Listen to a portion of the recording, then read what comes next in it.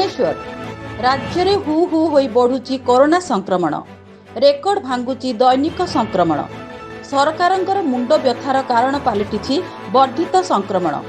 आज राज्य में दैनिक कोरोना संक्रमितों संख्या 8,000 पार होईछि। एही क्रम रे राजधानी रे मध्य संक्रमण बढ़िबारे लागिछि। तेबे आजिर संक्रमितों संख्या को दृष्टि रखी बीएमसी पक्षरु खूब शीघ्र आरंभ हब कंटेनमेंट।